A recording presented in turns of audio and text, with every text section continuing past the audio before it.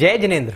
स्वागत है आप सभी का हमारे विशेष कार्यक्रम समस्यायिक समाधान अनेक। जी हाँ, समस्यायिक समाधान अनेक। मैं डॉक्टर प्रदीप जैन पारस चैनल के माध्यम से अनंत वर्ल्ड परिवार की तरफ से आप सभी का हार्दिक स्वागत करता हूँ, अभिनंदन करता हूँ, वंदन करता हूँ और आशा करता हूँ कि आप सभी सुख में होंगे, आनंद में होंगे, मंगल में होंगे और हमारे इन विशेष उपायों का, ज्योतिष के उपाय, वास्तु के उपाय और भक्तामर मंत्रा हीलिंग के माध्यम से जो हम छोटे छोटे उपाय आपको बता रहे हैं, इन सभी का आप भरपूर उपयोग कर रहे होंगे और अपने जीवन में परिवर्तन ला रहे होंगे। फिर भी आपकी कोई समस्या, कोई क्वेरी है तो आप नीचे लिखे हुए नंबर पर कांटेक्ट कर सकते हैं। आपको हमको ईमेल कर सकते हैं, व्हाट्सएप कर सकते हैं। व्हाट्सएप, ईमेल और कांटेक्ट करके आप हमसे संपर्क कर सकते हैं। अगर पॉसिबल हुआ तो आपको उचित समाधान अवश्य प्रदान किया जाएगा। तो कल हम चर्चा कर रहे थे कोर्ट केस संबंधी समस्याओं की, जिसमें ज्योतिष के उपाय हमने आपको बताए, वास्तु से रिलेटेड उपाय बताए, क्या करें क्या नहीं करें, ऐसे सभी उपाय हम आपको निरंतर बता रहे हैं। आज हम कोर्ट केस संबंधी मुकदमों से जुड़े हुए भक्तामर काव्य के बारे में चर्चा करेंगे। मान सम्मान से जुड़ी हुई है काव्य के बारे में भक्तामर की चर्चा करेंगे। भक्तामर स्तोत्र में आचार्य मानतुंग स्वामी द्वारा लिखित ये भक्तामर स्तोत्र भगवान ऋषभदेव प्रभु की पावन स्तुति, पावन प्रार्थना, उनके गुणों का वर्णन है। बंदी गृह में डाले जाने के बाद भी मानतुंग स्वामी कभी भी अपने दुखों का वर्णन नहीं कर रहे। वो परमात्मा की स्तुति कर रहे हैं, परमात्मा की प्रार्थना कर रहे हैं, उनके गुणों का वर्णन कर रहे हैं। और ऐसे ही स्तुति के क्रम में आगे बढ़ते हुए वो भक्तामर स्तोत्र के 28वें काव्य तक पहुंचे। उन्होंने भगवान के सामोशरण का वर्णन किया कि भगवान के सामोशरण में क्या क्या दिव्यताएं होती हैं, कौन कौन से प्रत्याहार्य होते हैं, क्या क्या कैसी अलौकिक विभूतियां वहां विराजमान होती हैं। ऐसे सामोशरण का जो प्रथम प्रत्याहार्य है वो है अशोक वृक्ष प्रत्याहार्य। अशोक, जी हाँ, अशोक का मतलब शोक, जो शोक से रहित कर दे, जो दुख से रहित कर दे, जो पीड़ा से रहित कर दे, उसी का नाम अशोक है। जो ज्ञान की प्राप्ति कराए, जो केवल्य की प्राप्ति कराए, जो हमें सन्मार्ग पे ले जाए, उसी का नाम अशोक है। हमारे जैन दर्शन में 24 तीर्थंकर हुए। 24 तीर्थंकरों ने अलग अलग वृक्षों के नीचे केवल ज्ञान की प्राप्ति करी। उन सभी वृक्षों को अशोक वृक्ष कहा जाता है। किसी की तीर्थंकर ने जामुन के पेड़ के नीचे, किसी ने आम के पेड़ के नीचे, किसी ने पीपल के पेड़ के नीचे, किसी ने अशोक के वृक्ष के नीचे केवल्य की प्राप्ति करी। वृक्ष के नाम जाति के हिसाब से अलग अलग हो सकते हैं, लेकिन समोसरण के वैभव में उन सभी वृक्षों को अशोक वृक्ष बोला जाता है।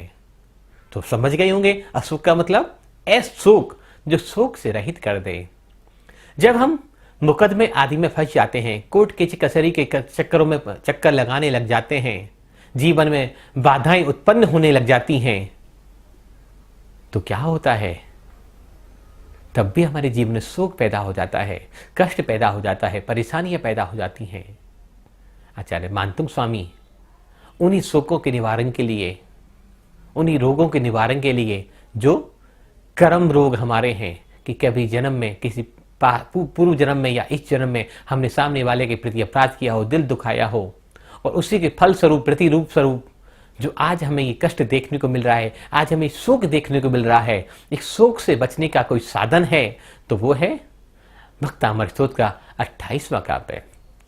प्रातःकाल ब्रह्म मुहूर्त की बेला में मन वचन काय की शुद्धि पूर्वक, भाव पूर्वक भक्तामर स्तोत्र के इस 28वें काव्य का जो नित्य प्रति स्मरण करते हैं, ध्यान करते हैं, भाव सहित, व्याख्या सहित प्रभु के गुणों का स्मरण करते हैं, वो कोर्ट केस आदि समस्याओं से, मुकदमेबाजियों से हमेशा हमेशा के लिए मुक्त हो जाते हैं। तो ऐसा इस काव्य का वर्णन है, ऐसा इस काव्य की प्रशंसा है। और इस काव्य का यंत्र अगर घर के मुख्य द्वार पर लगाया जाए, अष्ट प्रत्याहारों के रूप में 28 number, 29 number, 30 number, 31 number, 32 number, 33, 34 और 35, 28 नंबर से 35 नंबर तक इन काव्यों का यंत्रों को अष्ट प्रत्याहारों के रूप में, अगर बंधनवार के रूप में हमें घर, ऑफिस, फैक्ट्री, गोदाम, कहीं भी ऐसी बंदरवार यंत्रों की बनाकर चांदी या ताम्र पत्र पर इन यंत्रों को बनवाकर लगाए जाए तो कोई भी रोग शोक परेशानियां जीवन में मुश्किल समय हमें कभी भी तंग नहीं करेगा, कभी भी जीवन में सुख की स्थिति पैदा नहीं होगी, हमेशा आनंद की स्थिति पैदा रहेगी, हमेशा उल्लास रहेगा। तो आओ एक बार इस काव्य का उच्चारण करते हैं सभी मिलकर। उच्चेरे शोक तरु संसित मुन्मयूखा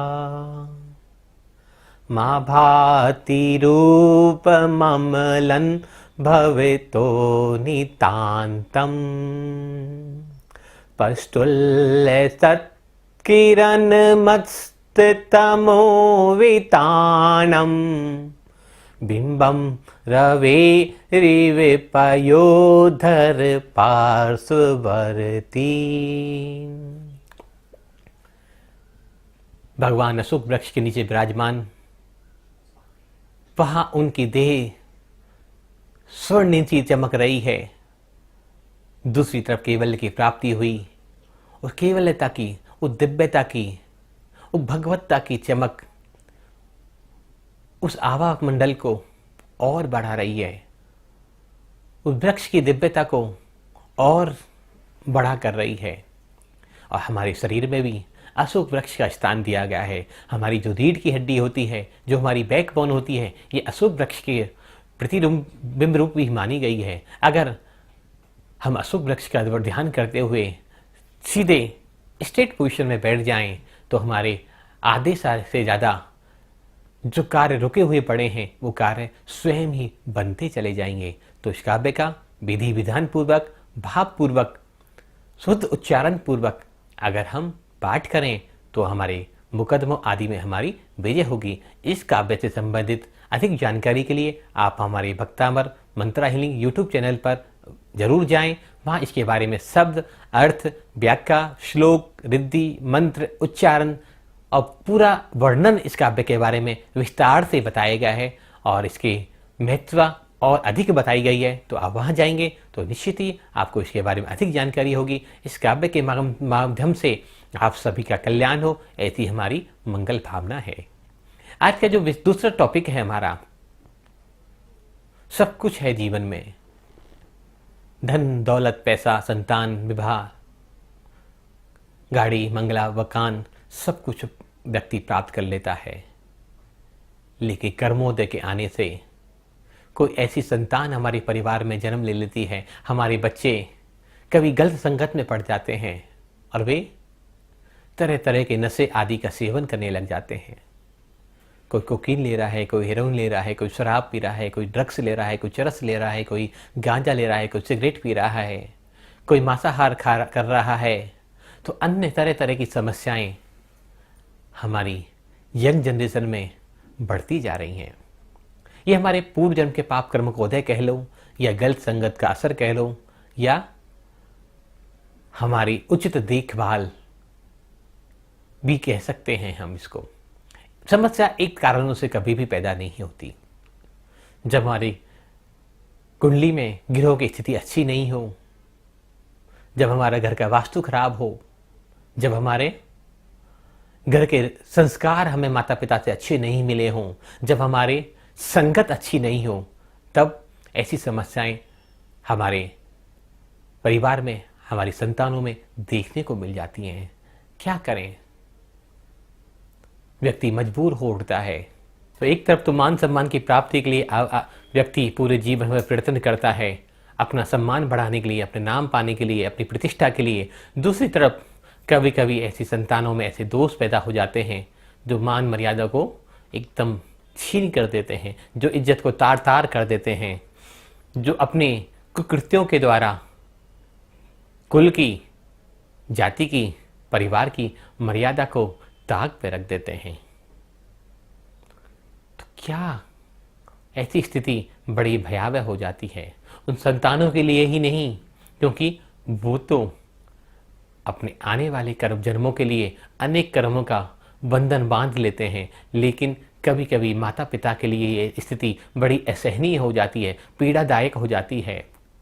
उस पीड़ा की स्थिति में माता पिता डिप्रेशन में आ जाते हैं, टेंशन में आ जाते हैं, जोड़ों में दर्द होने लग जाता है, शारीरिक व्याधियां घेर लेती हैं और एक दिन इसी चिंता में घुलते घुलते वो अपने शरीर को पूर्ण कर जाते हैं, पूरा हो जाता है।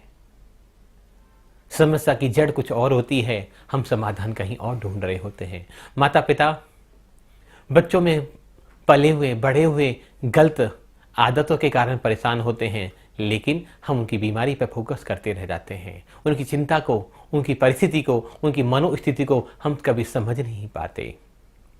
जैसी उम्र बढ़ती है, माता पिता अपने बच्चों के बारे में, उनके भविष्य को लेकर, उनकी आदतों को लेकर और चिंतित हो जाते हैं। दिन रात चिंता करते करते शुगर, बीपी, हाइपरटेंशन, माइग्रेन जैसी समस्याएं हमारे जीवन में और इकट्ठी होती जाती हैं। तो हमें जड़ पे काम करना है, रूट पे काम करना है, ना कि बीमारी पे काम करना है।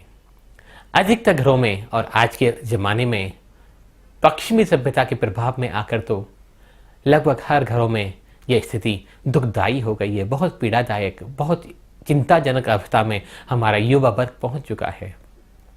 कुछ अच्छे परिवारों को छोड़ दें तो अधिकतर परिवारों के बच्चे ड्रग्स, कोकीन, हेरोइन, चरस, गांजा, सिगरेट, तंबाकू, एल्कोहल, एलएसडी, ओएसडी जैसे गलत मादक पदार्थों का सेवन कर रहे हैं। जो लोग इन मादक पदार्थों का सेवन नहीं कर रहे, उन बच्चों में भी और गलत तरह की आदतें हैं। दूसरों का माल हड़पना, जुआ खेलना, पोकरबाजी करना, सट्टा खेलना, तो ये सब क्या करते हैं, हमारे कुल की मर्यादा को कलंकित कर देते हैं। तत्वार्थ सूत्र ग्रंथ में भी लिखा हुआ है और जैन दर्शन तो पूरा कहता है, जो इन 5 पापों को करता है, 5 पाप यहीं से प्रारंभ हो जाते हैं। जो इन 5 पापों को करता है, नियम से नरक का भागी होता है। तो हम नरक स्वर्ग की बात नहीं करें, हम अपने आप को बदलने की कोशिश करें और मंत्रों के माध्यम से, वास्तु के माध्यम से और ज्योतिष के माध्यम से क्या उपाय किए जाएं जिससे ये समस्याएं हमारे जीवन में आए ही नहीं, हमारे बच्चों में ऐसे संस्कार पड़े ही नहीं। ज्योतिष की बात करते हैं। सर्वप्रथम ज्योतिष में मंगल ग्रह और राहु ग्रह और शुक्र ग्रह, ये तीनों ग्रह व्यक्ति की कंडीशन को दर्शाते हैं, बताते हैं कि व्यक्ति किन गलत आदतों में फंस जा सकता है, जा सकता है। अगर राहु और मंगल की युति हो, ये कहीं भी बैठे हों, तो ऐसे व्यक्ति जरूर असामाजिक तत्वों के साथ अपना संबंध जल्दी स्थापित कर लेते हैं या उनका संबंध उन लोगों से जल्दी बन जाता है। असामाजिक लोगों से जब आपका संबंध स्थापित होगा, उनसे मेल मिलाप बढ़ेगा, तो आप में गलत आदतें भी पनपनी चालू हो जाएंगी। तो हमें राहु मंगल का भावों के हिसाब से कि कौन से भाव में राहु मंगल हैं, उनका उपाय कर लेना चाहिए। फिर भी कुछ भी नहीं कर सकते, आप कुंडली नहीं दिखा पाए, आपको ज़्यादा समझ नहीं है, तो कुछ मीठा धर्म स्थान पर दान करते रहना चाहिए। बाकी तो पूर्व समाधान के लिए राहु मंगल की युति देखकर कि कौन से भाव में, कौन से नक्षत्र में ये दोनों ग्रह बैठे हुए हैं, इनका उचित समाधान अगर समय लेते कर लिया जाए तो निश्चित ही हमारी आने वाली पीढ़ियां इन व्यसनों से, गलत आदर्शों से बच सकती हैं। हमें ऐसा उपाय करना चाहिए, उचित ज्योतिष समाधान लेना चाहिए। दूसरा, शुक्र ग्रह की बात करते हैं। शुक्र ग्रह जब नीच हो, पापी ग्रहों के साथ संबंध स्थापित कर रहा हो, पापी ग्रहों की दृष्टि उसके ऊपर पड़ रही हो, तब भी हमारी बच्चे गलत आदतों में पड़ सकते हैं। वो बच्चे भी हो सकते हैं, बड़े भी हो सकते हैं। कभी कभी ऐसा होता है कि जीवन के 20-25 साल तक ये चीज़ें देखने को नहीं मिलती, 30 साल भी गुजर जाते हैं, लेकिन जब उस ग्रह की दशा चलती है, जब वो भाव एक्टिवेट हो जाता है, शुरू में तो हम कहते हैं कि 30 साल तक तो हमारा बच्चा बहुत धार्मिक था, अचानक से इसको क्या हो गया, इसका मन परिवर्तन हो गया। हो सकता है वो भाव एक्टिवेट नहीं हुआ हो, वो ग्रह एक्टिवेट नहीं हुआ हो, उस ग्रह की महादशा अंतरदशा अभी चालू नहीं हुई हो। जैसे उस महाग्रह की अंतरदशा और महादशा प्रारंभ होती है, यूँ तो शुक्र की दशा को अच्छा दशा माने जाते हैं, लेकिन अगर शुक्र नीच का हो, राहु ग्रह के साथ संबंध स्थापित कर रहा हो, मंगल के साथ युति हो, तो अक्सर गलत आदतें हमारे संतानों में देखने को मिल जाती हैं। तो हमें इसका भी उचित निराकरण कर लेना चाहिए। क्योंकि ये सब्जेक्ट बहुत बड़ा है और ये पर्सन टू पर्सन डिपेंड करता है, तो आम उपाय यहाँ काम कम करेंगे आपको इन तीनों ग्रहों की स्थिति को देखकर। शुक्र, राहु और मंगल, इन तीनों ग्रहों की स्थिति को देखकर उचित ज्योतिषीय परामर्श लेकर इसका निदान समय रहते ही कर लेना चाहिए कि जब वो ग्रह की दशा आए, अंतरदशा, महादशा, प्रतंत्र दशा आए, गोचर में उसकी स्थिति खराब हो, तो ऐसी बुरी आदतें हमारे आने वाली जनरेशन पर, हमारी युवा पीढ़ी पर और हमारे अपने ऊपर भी वो चीज़ें कभी हावी ना होने पाएँ। भक्तामर स्तोत्र के माध्यम से भक्तामर का 29वां काव्य सिंहासन प्रतिहार है। भगवान अशोक वृक्ष के नीचे विराजमान है और सिंहासन स्फटिक मणि का सिंहासन, रत्न मणि जड़ियों का सिंहासन, जिस पे भांति भांति के सुंदर सुंदर हीरे, मोती, पन्ने, रत्न जड़े हुए हैं, ऐसे सिंहासन पर कमल रूपी आसन बनाकर भगवान उस कमल से भी 4 उंगल ऊपर विराजमान रहते हैं। स्फटिक मणि का सिंहासन, रत्नों की आभाएं, 1000 पंखुड़ियों का कमल, और ऐसे कमल रूपी सिंहासन पर जब भगवान विराजमान होते हैं तो निश्चित ही हमें सन्मार्ग मिलता है, दृष्टि मिलती है, सही कार्य करने की दिशा मिलती है। ऐसे काव्य का हम मन वचन काय की शुद्धि पूर्वक, भावपूर्वक प्रातःकाल निरंतर इस काव्य का उच्चारण करें तो हमारे जीवन में ये दोष, ये पीड़ाएं, ये विडंबनाएं समाप्त हो सकती हैं। तो एक बार इस काव्य का उच्चारण करते हैं। सिंहासने मणिमयूख शिखावे चित्रे विभ्राजते तव बपू कनकावदातं बिंबं वियद् विलसिदंशुलताविताणं तुंगोद्रयाद्रि शिरसीवे सहर्षरश्मि। इस काव्य का उच्चारण करें तो निश्चित ही हमारे आने वाली पीढ़ी में, हमारी जनरेशन में जो एडिक्शन है, जो बुरी आदतें हैं, वो दूर होंगी और प्रभु आदिनाथ की कृपा हमेशा हमारे ऊपर बनी रहेगी। इसी मंगल भावना के साथ आज इस कार्यक्रम को, आज के शो को विराम देते हैं। आप सभी का जीवन मंगल में हो, आनंद में हो, और इस काव्य के संबंधित अधिक जानकारी के लिए आप हमारे YouTube चैनल भक्तामर मंत्रा हीलिंग पर विजिट कर सकते हैं। भाव, अर्थ और व्याख्या, इसका रहस्य जानने के लिए आप हमारे चैनल पर अवश्य विजिट करें और हमारी वेबसाइट www.bhaktamarmantrahealing.com पर विजिट करेंगे तो आपको श्लोक, रिद्धि, मंत्र, इसकी पूरी विधि जानने को मिलेगी। सरल अर्थों में, हिंदी में, इंग्लिश में, दोनों भाषाओं में आपको इसके बारे में पूरी जानकारी मिलेगी। तो इसी मंगल भावना के साथ आपका कल्याण हो। सभी को सादर जय जिनेंद्र, जय जिनेंद्र, जय जिनेंद्र।